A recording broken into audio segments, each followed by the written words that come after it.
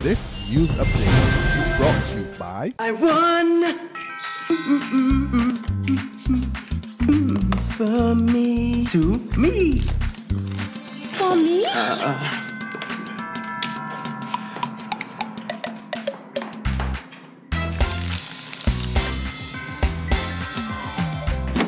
You don't need speakers, right? Upgrade to win every week with Lime. Sign up for Lime TV or broadband or purchase an iPhone 6 or Samsung Note 4. Upgrade Christmas with Lime. Welcome to the Barbados Today Evening Update. It's Wednesday, December 31st, 2014. Thanks for joining us. I'm Fernella Wedderburn. A New Year's gift for former workers of the National Conservation Commission. The Freundel Stewart government says it will rehire some of the nearly 200 retrenched workers. Word of this from Environment Minister Dr. Dennis Lowe, who holds responsibility for the NCC. While he did not reveal major details about the proposed plan, Dr. Lowe told journalists at a news conference this morning he's aiming to rehire as many as he possibly can. Our government had to put some very sturdy measures in place to counter some of the impacts of the global recession. I don't think any government wants to do that. We've had to do it. I perhaps was one of those persons that felt the greatest level of pain about people having to lose their jobs. My ministry was hit extremely hard. But at the same time, I understand why we had to do it. My objective is to continue to work to help create opportunities where many of those people can get back to work and get back in gainful employment. Perhaps not in the same arrangements as they would have been in the past, but certainly arrangements that would allow them to make a decent and reasonable living. The Environment Minister also used the opportunity to declare the government is moving full steam ahead with its green energy program. While noting the dramatic fall in world oil prices, Dr. Lowe says the government will not be putting efforts to reduce the island's dependency on fossil fuel on the back burner. The government's program on renewable energy will be unimpeded by the circumstances of the reduction of fossil fuel oil prices. I also want to make the point that Barbados will continue to extend whatever concessions are necessary and can be made available to those persons who have been working very hard to ensure that they transition from a fossil fuel-based energy consumption operation, whether it be domestically or commercially, to one that has a mix of renewable energy to, one, reduce the cost of their energy, but also to advance the cause of environmental protection. A stern warning this evening to officials of the agriculture sector. It comes from Industry Minister Donville Innes on issues surrounding the potential importation of poultry products and eggs. Innes makes it clear that his government will not bow to pressure after the head of the Barbados Agricultural Society, James Paul, strongly rejected any initiative to import goods amidst reports of a shortage of products on supermarket shelves. Yesterday, Paul admitted that some suppliers were experiencing egg shortages, but stressed that other players were able to meet the demand over the Christmas period. However, Innes is adamant that he is prepared to give the nod once an assessment of the situation reveals there is indeed a shortage.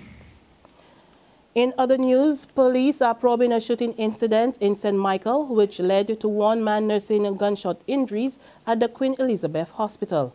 According to Police Public Relations Officer, Acting Assistant Superintendent David Welch, the man whose identity is being withheld until his next of kin is notified was shot several times. His condition is currently unknown. The incident occurred around 11 this morning at the junction of Britain's New Road and Bonnet's New Road. Meantime, Jeffrey Brathwaite has been remanded to prison until January 28th. The 58-year-old man is accused of inflicting serious bodily harm on Sherrianne Lashley during a cutlass attack on Monday. Lashley is currently warded at the Queen Elizabeth Hospital. If there's one Barbadian who's feeling blessed to ring in the new year, it's 28-year-old Cyprian Payne, who almost lost his life after being shot multiple times back in September. Payne spent over a month in hospital undergoing several surgeries, and he told the Barbados Today team that he's happy to be alive. Just one boy is going to give thanks every day, and that's more so. You have forgiven the people that have done this to you, or you don't? If I forgive them, well, yeah, everyone believe anymore, so you know, revenge is for him, not for me, so I just give him thanks, so they don't really study that part or anything, so I just thankful to be here. Just thankful to be alive. Yeah, thankful for life. Yeah, that was my main focus, so you know, try hard not to study. You know what happened in it, or it could be whatever the case may be, I just give thanks for life.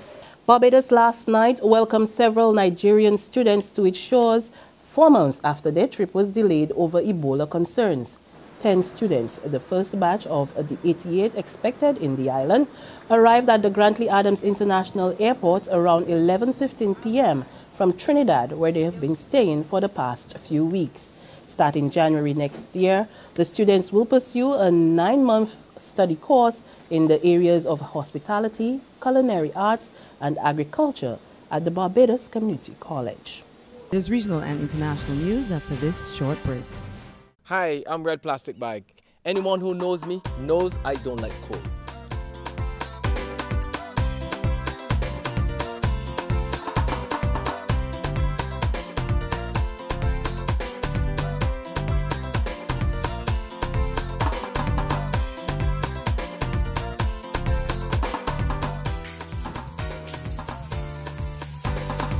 Sunshine reigns in my country. I love it.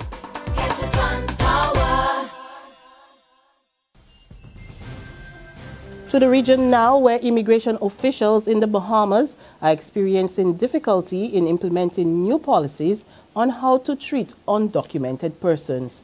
More in this ZNS report. Since the new immigration policy came into effect on November 1st, senior immigration officials say they've had serious challenges while carrying out their duties. Police officer. In this video, a man identifies himself as a police officer and accuses immigration officers of abusing suspected illegals. The man is seen arguing with immigration officers over the matter, and it's a situation that officer in charge of enforcement for immigration, Kirkland Neely, says is concerning as civilians and illegals hinder the department's efforts. Now, Officer Neely noted that in recent weeks, a number of his officers were injured while on the job. And finally, several countries around the globe have been ringing in the new year with millions taken to the streets to take in the fireworks. From Sydney to Bangkok, the scene will much the same as 2015 got underway.